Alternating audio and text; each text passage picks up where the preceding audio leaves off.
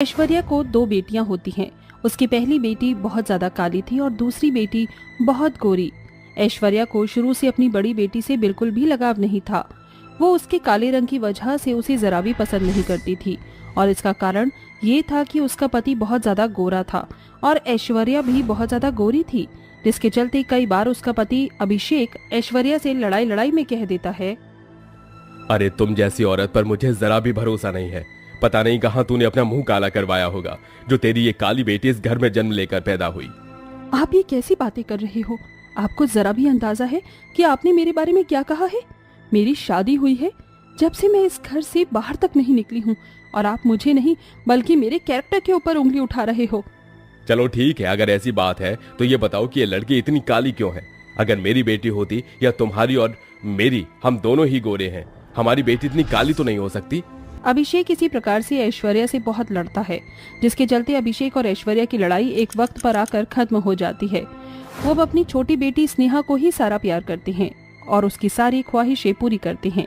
बचपन से लेकर अभी तक उन दोनों के बीच में ये भेदभाव चलता रहता है। पिताजी, आप मेरे लिए वो वाली गुड़िया नहीं लेकर आए? मैंने आपको कहा था ना, मुझे मेरी प्यारी वाली गुड़िया चाहिए। प्लीज आप लाकर दो ना मुझे। ओहो, मेरी प्यारी गुड़िया को एक प्यारी सी गुड़िया चाहिए? हाँ, चिंता मत करो, कल ही मैं तुम्हारे लिए बहुत प्यारी गुड़िया लेकर आऊंगा। पिताजी, मुझको भी गुड़िया चाहिए।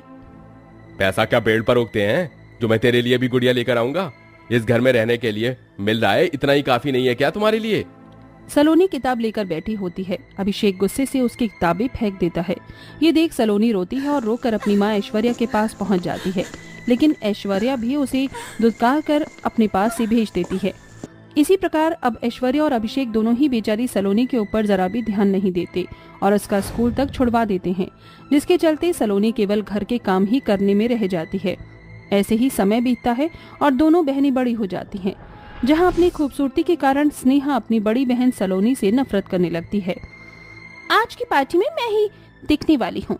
ये ड्रेस तो मेरे पर बहुत ही प्यारी लग रही है और मुझे देखो जरा मैं कितनी खूबसूरत लग रही हूँ। चलो चलकर अपनी काली कलोटी बहन को चढ़ाती हूँ। स्नेहा ऐसा सोचने के बाद अपनी बड़ी बहन सलोनी के पास पहुँच जाती है और उसे बंठन कर दिखाने लगती है और ऊपर से उसे उसके काले रंग के लिए ताने भी देने लगती है।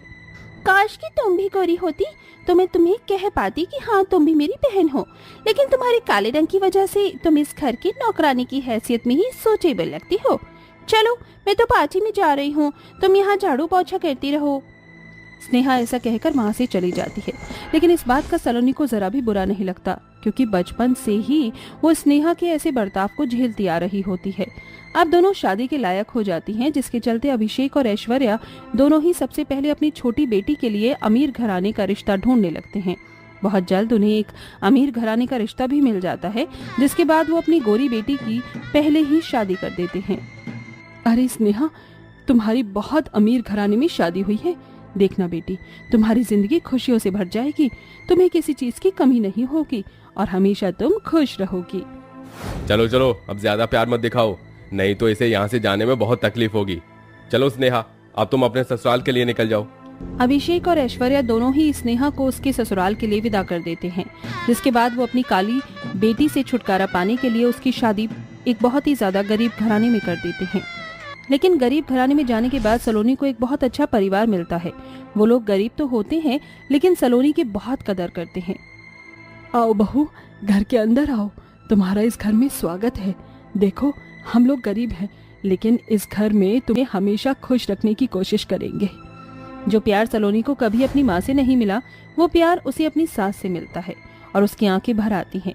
वहीं उसका पति अर्जुन बहुत समझदार होता है और एक छोटी सी फैक्ट्री में काम करके वो अपने घर का जैसे तैसे गुजारा करता है।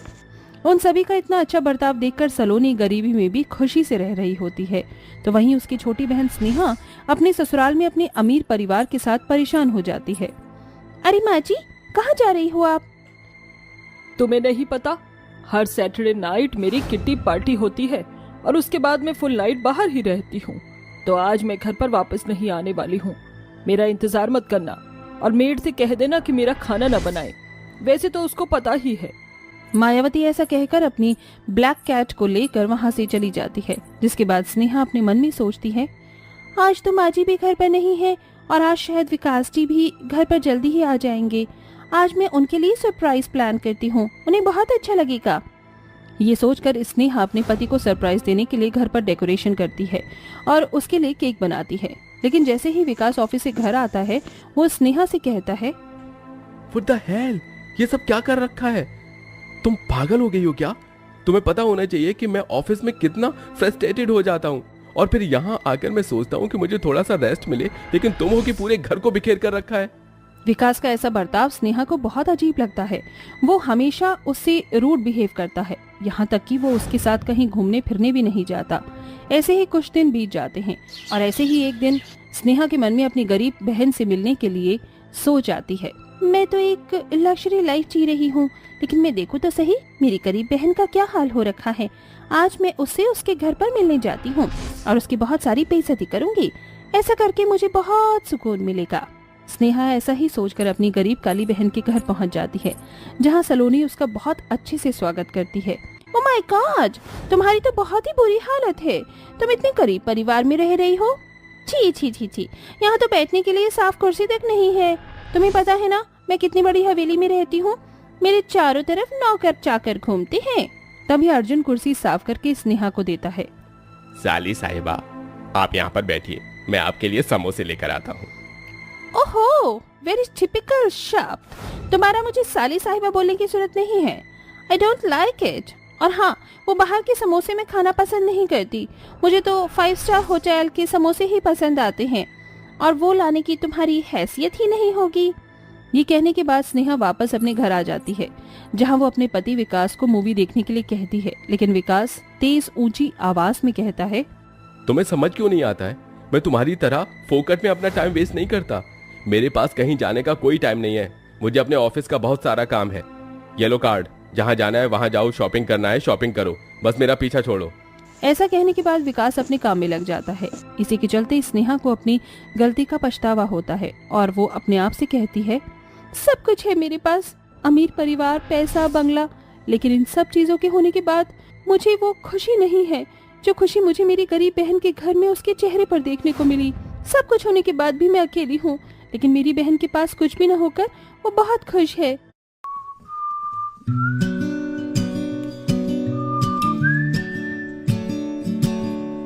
कुछ टाइम बाद स्नेहा अपनी गलती की माफी मांगने के लिए अपनी बहन के घर जाती है, जहां अब उसकी हालत सुधर चुकी थी, क्योंकि उन दोनों ने समझदारी के चलते एक समोसे की दुकान खोली और उससे उन्होंने कमाने का साधन खोज लिया, जिसके चलते अब उनकी रोजाना की कमाई से वो अपने घर की परेशानियों को दूर कर देते हैं और अपने जीवन में खुशी खुशी रहने लगते हैं।